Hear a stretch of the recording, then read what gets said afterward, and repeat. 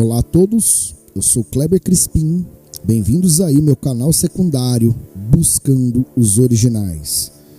Bem pessoal, no vídeo de hoje eu vou trazer um texto muito interessante que eu recebi em PDF aqui, feita pelo irmão Roch Erickson Soares da Silva, que fala sobre as alterações bíblicas, as mudanças feitas pelos soferims, os escribas judaicos, que envolvem o nome do Altíssimo, ou seja, os responsáveis por tirar das atuais traduções dos cânones hebraicos, do Tanar, do Antigo Testamento, o nome do Altíssimo. Eles substituíram, o nome do Altíssimo por expressões como Elohim e Adonai. E hoje nós vamos ver quais foram os pontos onde eles mudaram isto, Todo esse estudo ele foi retirado, de uma enciclopédia chamada Jim, que ensina sobre sinais maçoréticos, volume 4, E boa parte desse estudo está sendo retirado desse livro, de acordo com o que eu li aqui, um texto pequeno, o vídeo vai ficar pequeno. Então, sem mais demora, sem mais delongas, bora para o estudo, pessoal. Mudanças feitas pelos escribas que envolvem o nome divino. As 134 mudanças. Lembrando, pessoal, essas mudanças são referentes apenas ao Antigo Testamento, apenas ao Tanar, ok? Continuemos aqui. Em 134 lugares, os soferims, os escribas judaicos, alteraram o texto hebraico original de Yod-He-Vav-He, ou seja, o tetagrama do nome do Altíssimo, para Adonai. Segundo a enciclopédia Jeans, volume 4, página 28, seção 115, diz: vimos que em muitos desses 134 casos em que o atual texto recebido reza Adonai em harmonia com esta Massorá, alguns dos melhores MSS, não sei o que significa. Continuemos aqui. E primitivas edições têm o tetagrama. E assim surge a pergunta sobre como se chegou a esta variação. Não se precisa ir longe para achar a explicação. Desde tempo imemorável, os cânones judaicos decretaram que o nome incomunicável devia ser pronunciado Adonai, como se fosse escrito Adonai. Aqui vemos aqui no texto, escrito Adonai em hebraico, em vez de Yod-He-Vav-He, ou seja, em vez do tetagrama, do verdadeiro nome Kadosh, separado, santificado do Altíssimo, Criador dos céus, da terra e da fonte das águas, cuja transliteração é Yahuwah. Continuemos. Portanto, não havia nada mais natural do que os copistas substituírem o tetagrama, que estavam proibidos de pronunciar, pela expressão que exibia essa pronúncia. Segue-se uma lista destes 134 lugares no Tanar, segundo a enciclopédia Jeans Massorética, volume 1, segundo as páginas aí, 25, 26, seção 115. Bem, vamos lá, vamos começar pelo livro de Gênesis, capítulo 18, versículo 3, 27, 30, 31 e 32, capítulo 19, versículo 18, capítulo 20, versículo 4, livro de Êxodo, capítulo 4, versículo 10, versículo 13, capítulo 5, versículo 22, capítulo 15, versículo 17, capítulo 34, versículo 9, livro de Números, capítulo 14, versículo 17, livro de Josué, capítulo 7, versículo 8, livro de Juízes, capítulo 6, versículo 15, capítulo 13, versículo 8, livro de 1 Reis, capítulo 3, versículos 10 e 15, capítulo 22, versículo 6, livro de 2 Reis, capítulo 7, versículo 6, capítulo 19, versículo 23, livro de Esdras, capítulo 10, versículo 3, livro de Neemias, capítulo 1, versículo 11, capítulo 4, versículo 14, livro de Jó, capítulo 28, versículo 28, livro de Salmos, capítulo 2, versículo 4, capítulo 16, versículo 2, capítulo 22, versículo 30, capítulo 30, versículo 8, capítulo 35, versículos 17, 22 e 23, capítulo 37, versículo 13, capítulo 38, versículos 9, 15 e 22, capítulo 39, versículo 7, capítulo 40, versículo 17, capítulo 44, versículo 23, capítulo 51, versículo 15, capítulo 54, versículo 4, capítulo 55, versículo 9, capítulo 57, versículo 9, capítulo 59, versículo 11, capítulo 62, versículo 12, capítulo 66, versículo 18, capítulo 68, versículos 11, 17, 19, 22, 26 e 32, capítulo 73, versículo 20, capítulo 77, versículos 2 e 7, capítulo 78, versículo 65, capítulo 79, versículo 12, capítulo 86, versículos 3, 4, 5, 8, 9, 12 e 15, capítulo 89, versículos 49 e 50, capítulo 90, versículos 1 e 17, capítulo 110, versículo 15, capítulo 130, versículos 2, 3 e 6, livro de Isaías, capítulo 3, versículos 17 e 18, capítulo 4, versículo 4, capítulo 6, versículo 1, 8 e 11, capítulo 7, versículos 14 e 20, capítulo 8, versículo 7, capítulo 9, versículo 8 e 17, capítulo 10, versículo 12, capítulo 11, versículo 11, capítulo 21, versículos 6, 8 e 16, capítulo 28, versículo 2, capítulo 29, versículo 13, capítulo 30, versículo 20, capítulo 37, versículo 24, capítulo 38, versículos 14 e 16, e capítulo 49, versículo 14, livro de Lamentações, capítulo 1, versículos 14 e 15, capítulo 2, versículos 1, 2, 5, 7, 18, 19 e 20, capítulo 3, versículo 31, 36, 37 e 58, livro de Ezequiel, capítulo 18, versículo 25 e 29, capítulo 21, versículo 9, capítulo 33, versículo 17 e 20, livro de Daniel, capítulo 1, versículo 2, capítulo 9, versículos 3, 4, 7, 9, 15, 16, 17 e 19, livro de Amós, capítulo 5, versículo 16, capítulo 7, versículos 7 e 8, capítulo 9, versículo 1, livro de Miqueias, capítulo 1, versículo 2, livro de Zacarias, capítulo 9, versículo 4, e livro de Malaquias, capítulo 1, versículos 12 e 14. Outras 8 mudanças, segundo a enciclopédia Jeans, as páginas 368, 369, em alguns casos, os soferins judaicos substituíram o tetagrama, o nome do Altíssimo, por Elohim. Restabelecemos a versão original em 8 lugares e a traduzimos por Yahweh, a saber, nos Salmos. Capítulo 14, versículos 1, 2 e 5. Capítulo 53, versículos 1, 2, 4, 5 e 6. Emendas, correções dos soferims. Tikkun Soferim. 18 emendas dos soferims.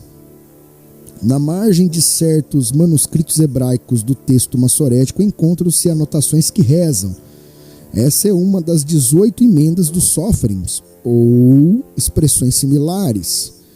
Essas emendas, correções, foram feitas com boas intenções segundo os escribas, deixando bem claro aqui, segundo os escribas, porque a passagem original parecia mostrar querer irreverência para com Elohim, quer desprezo pelos seus representantes terrestres. Segue aqui uma lista das 18 emendas dos Sófrimos, né? Segundo Enciclopédia Gims, as páginas 347 e 363. Vamos lá, livro de Gênesis, capítulo 18, versículo 22. Livro de Números, capítulo 11, versículo 15. Capítulo 12, versículo 12. Livro de 1 Samuel, capítulo 3, versículo 13. Livro de 2 Samuel, capítulo 16, versículo 12. Capítulo 20, versículo 1. 1 Reis, capítulo 12, versículo 16. Livro de 2 Crônicas, capítulo 10, versículo 16. Livro de Jó, capítulo 7, versículo 20. Capítulo 32, versículo 3.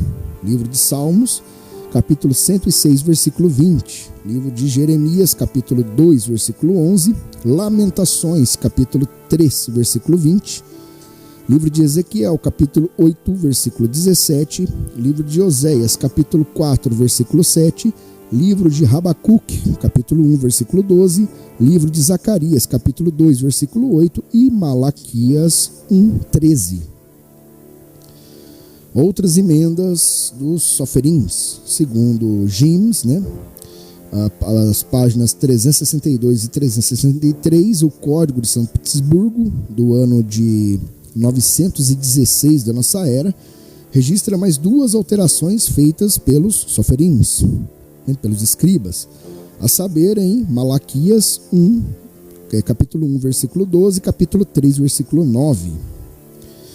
As 18 emendas dos Soferims, exemplo, o livro de Bereshit, né, traduzido por Gênesis, capítulo 18, versículo 22, texto original: nesse ponto, os homens viraram-se e ali e seguiram caminho para Sodoma, mas quanto a Yahweh ainda estava parado diante de Abraham. Esse é o texto original. Aí temos aí abaixo, né, vou colocar para vocês aí, aqui tem a foto, o texto massorético e aparato crítico. Como ficou o texto aí, né, eu ainda não falo hebraico, mas dá para vocês verem pela foto. A Bíblia Hebraica Stuttgartensia. Aí temos aí o texto abaixo, né? Temos interessante essa versão aqui, de acordo com a foto. Pelo menos está transliterado, né? Então é isso, pessoal. Esse texto é bem curtinho, como eu falei, né? Sobre texto feito, o estudo, né? Feito por Roch Erickson Soares da Silva. Deixo claro que o texto é dele. Achei interessante para a gente comentar o seguinte, né? Nós percebemos que, principalmente a Bíblia que chegou às nossas mãos, nós que somos ocidentais, somos gentios, a Bíblia que chegou até nós, simplesmente, nós percebemos que sempre eles retiraram da Bíblia o nome do Altíssimo, né? Só que isso não partiu dos gentios, né? Partiu deles, da casa de Yehudá, né? Para que vocês entendam o que acontece, né? Principalmente a versão do que conhecemos como a Brit Hadashah, ou o Novo Testamento, a versão em grego mais antiga, foi inclusive feita por eles. Foi feita por um rabino chamado Akiva, responsável pela restauração da religião judaica após ali a destruição do segundo templo e da destruição de Jerusalém no ano de 70. Isso está, a história completa está no capítulo 4 da série Netzarim aqui neste canal. Se você ainda não viu esse vídeo, corra lá e assista, é muito interessante, né? Para você ver de onde surgiu a versão mais antiga que temos em mãos em documentos dos livros que compõem a Brit Hadashah, dos livros que compõem o Novo Testamento. Já aqui no caso, nós percebemos que eles não fizeram isso apenas na Brit Hadashah, mas sim também no Tanakh. Uma coisa interessante, né? Quando nós sabemos, né, que para entender todas essas coisas nós precisamos entender a questão das duas casas de Israel, né? Para isso você precisa ler, né, os livros que eu considero altamente históricos, que são 1 Reis, 2 Reis, ou seja, Melahim Aleph, Melahim Bet. Ao ler esses livros nós percebemos que após a apostasia de Salomão, o Altíssimo, para castigar ali os descendentes de Salomão, falou que nenhum descendente de Salomão iria reinar sobre todo Israel. Então o Altíssimo separou ali os reinos, né, de um lado, né, que são os judeus, né, eles passaram a descender de Yahudá, de Judá, de Benjamim e de Levi. Eles formaram um reino ao sul, um reino menor, que passou a ser chamado de Reino de Judá, cuja capital era Jerusalém, em Jerusalém. As outras nove casas, 9 tribos, né, elas formavam ali o reino do norte, aí sim chamada Israel. Só que, ao ler esse livro, nós percebemos que Israel começou a pecar. Rei após rei, eles começaram a erguer postes sagrados, que a gente sabe o que é, né, obeliscos, né? Começaram a praticar idolatria e a cultuar outros deuses diante do Altíssimo. Entrava rei, saía rei, ali no reino do norte, né, das 9 casas ali, e o Altíssimo foi indo, a paciência acabou e o Altíssimo retirou a sua proteção de Israel e vieram ali, né, os babilônios e assírios, e o reino de Israel caiu primeiro. A partir do momento que o reino de Israel caiu primeiro, todo israelita que pertencia a essas outras 9 casas, né, tribo de Rubem, de Gade, Manassés, todos, eles se espalharam pelo mundo e se perderam até os nossos dias. Creio que atualmente é quase impossível determinar a partir de descendência, né, de você conseguir travar ali um estudo acerca da sua árvore genealógica e você dizer, não, eu descendo de tal tribo. É impossível, né? Nem com DNA, pessoal. Eu creio que é impossível. Eu creio que por isso o Messias, né, fala sobre não Messias, né, Shaul Hashaliach, né, Paulo, ele fala em Romanos 11 sobre, né, o enxerto dos ramos da oliveira brava na oliveira verdadeira. A oliveira verdadeira é Israel. Então, nós passamos a entender essas coisas, né? E nós percebemos que, ao continuar, após a queda de Israel, o reino de Yahudá continuou ainda por um período de tempo. Só que o reino de Judá também começou a pecar diante do Altíssimo. Começou a praticar idolatria, começou a praticar feitiçaria, começou a praticar adivinhações, mexer com astrologia, essas coisas. Então, o Altíssimo resolveu também retirar a sua mão do reino de Yahudá. E eles caíram também ali, cativos para a Babilônia, né? Ou seja, isso que eu estou falando aqui, lógico, é o estudo bíblico. A questão é, a partir do momento que Yahudá caiu, reza-se a lenda que eles tinham muito medo que o nome do Altíssimo caísse na boca dos babilônios, porque eles sabiam que os babilônios eram pagãos, os babilônios cultuavam outros deuses, né? Então, o que eles fizeram? A partir dali, começou entre ali os descendentes ali, os descendentes do reino de Judá. Detalhe, Israel já estava perdida, tá? Já estava perdida e espalhada pelo mundo. Ali os descendentes de Judá, Benjamim e Levi, eles evitaram simplesmente pronunciar o nome do Altíssimo, para que o nome do Altíssimo não fosse blasfemado pelos babilônios. Então eles pararam. Sabe-se que o reino de Judá ficou 400 anos cativos na Babilônia. Só o reino de Judá, pessoal. Durante esse período, tivemos tempo para quê? Umas 4, 5 gerações que nasceram ali na Babilônia, antes do retorno ali para a terra do reino de Judá. O retorno para Jerusalém. A reconstrução ali, né, do primeiro templo que havia sido destruído, e toda a história ali que a gente sabe. Então o que aconteceu? Eu creio que eles perderam a pronúncia do nome. Percebe? Eles evitavam falar. Havia esse temor, porque não se podia. Inclusive isso é um dos mandamentos, não falar o nome do Altíssimo em vão. Então eles evitavam falar o nome, pronunciar o nome do Altíssimo. Por isso eles vêm com essa conversa hoje de que o nome é impronunciável. Não é, pessoal. Só que, inclusive, é uma passagem, deixa eu ver se eu acho aqui, que o Altíssimo disse, isso está nos profetas, creio que está em, eu não lembro se Jeremias ou Ezequiel. O Altíssimo diz que no final dos tempos o seu povo saberia o seu nome. Está escrito. Então, pessoal, eles, após esse, lógico, né, esse período que principalmente a casa de Judá passou ali na Babilônia, cativo na Babilônia, antes do retorno, né, nos dias de Esdras, nos dias de Neemias ali, houve uma contaminação do povo ali com as culturas e costumes da mitologia babilônia. A gente sabe, por exemplo, que dali surgiu o mito de Lilith.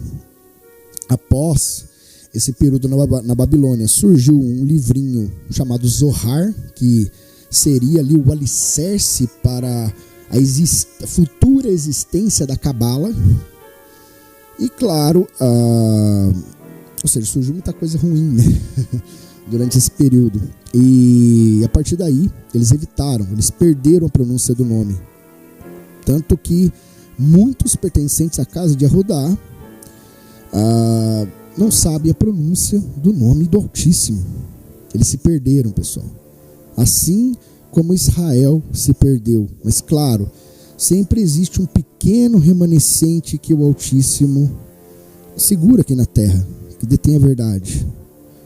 Então, devemos fazer o máximo para sermos justos diante do Altíssimo, para que a gente faça parte desse pequeno remanescente, para que a gente busque pelos originais, para que a gente busque pela verdade das Escrituras e não nos deixemos guiar por palavras de homens. Então, aqui nós percebemos que o Tanar foi modificado, ou seja, se você for numa sinagoga hoje, né, se você souber ler hebraico, você vai ver que eles retiraram de lá também. Não foi feito apenas na Brit Hadashah, no Novo Testamento, mas sim, eles também mexeram no Antigo, né? Substituindo, fizeram a mesma coisa, pessoal. Percebem? Então é isso. Né, eu deixo aqui a indicação, né, para que vocês assistam o capítulo 4 da série Netzarim aqui do canal, que ali durante o texto, né, do quarto capítulo, tem um trecho muito interessante que no caso, que se conecta com isso com esse assunto que eu trouxe nesse vídeo de hoje, ok? Então é isso, pessoal. Eu peço desculpas a vocês aí, né? Eu tô um pouco assim prolixo hoje, né? Eu tô com a mente cansada e tal, mas mesmo assim tô gravando aqui para vocês esse vídeo. Nem sei quando vai ao ar, mas espero que vocês estejam gostando dos estudos do canal. Agradeço demais os novos inscritos, os likes, os comentários. E lembrando, pessoal, temos pouquíssimo tempo para buscar a verdade, porque a verdade ela está sendo combatida há muito tempo e haverá um período em que ela será totalmente proibida por leis de homens, e isso não vai demorar a acontecer. Então nós temos pouquíssimo tempo para aprender a verdade, para sabermos a verdade, para que nós possamos guiar, né, os pequenos irmãos, né? Quando eu falo pequenos, eu falo pequeno no conhecimento, pessoas sem conhecimento, para que a gente consiga auxiliá-los quando chegar a hora.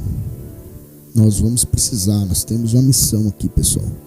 Então é isso, que o Altíssimo Yahuwah Tsevaot abençoe a cada um de vocês, a seus respectivos lares, suas respectivas famílias, e que a luz do Mashiach, Yahushua HaMashiach, continue lhes dando norte, discernimento e entendimento das separadas escrituras. Muito obrigado a todos e até o próximo vídeo, pessoal.